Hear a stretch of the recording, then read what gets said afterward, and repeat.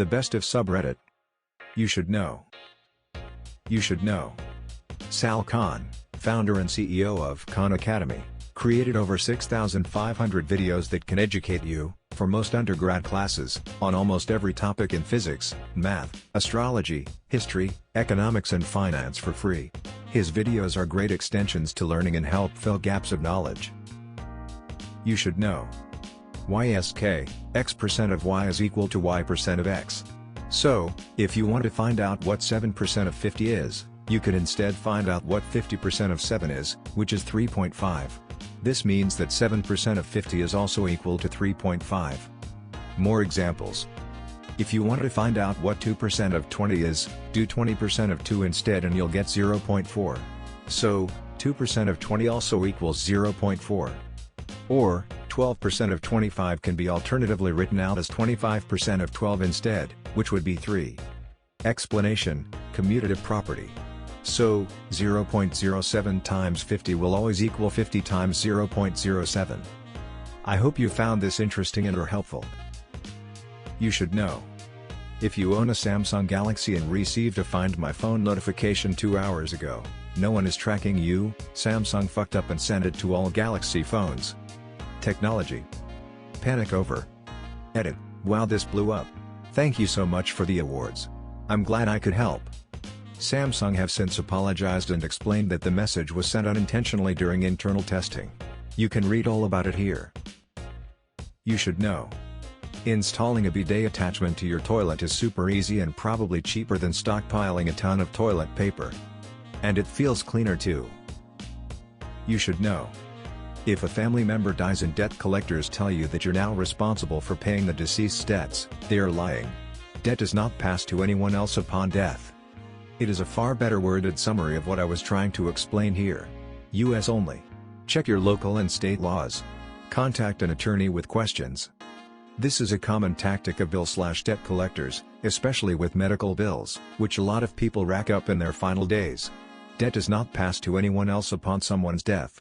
They can get paid from the estate, but, depending on your state laws, they're usually pretty low on the order of priorities. If the estate is insufficient to pay the debt, they're written off. Don't get tricked by these shady bill collectors. You are not responsible for your loved one's debt, unless you co-sign for the debt, of course.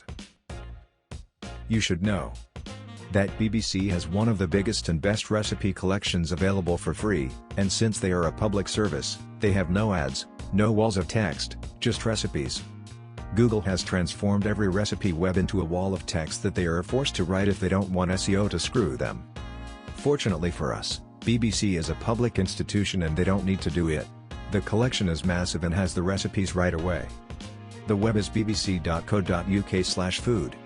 Edit. As several comments have pointed out, there is also www.thegoodfood.com. You should know. The $35 that scientific journals charge you to read a paper goes 100% to the publisher and 0% to the authors.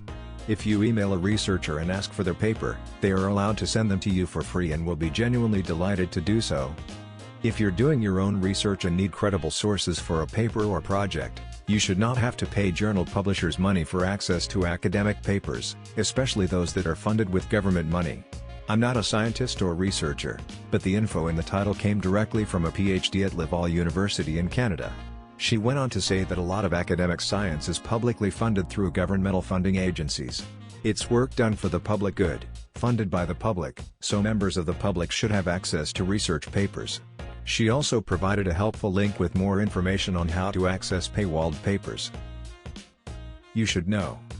NASA has a web page that offers advice to those wanting to write convincing science fiction. See link below. You should know. Having a garbage bin in your guest bathroom can save your female visitors from a lot of discomfort. I have noticed that many of my male friends who are either gay or single don't have garbage bins in their half bathrooms. This can make it very awkward for a female on their period.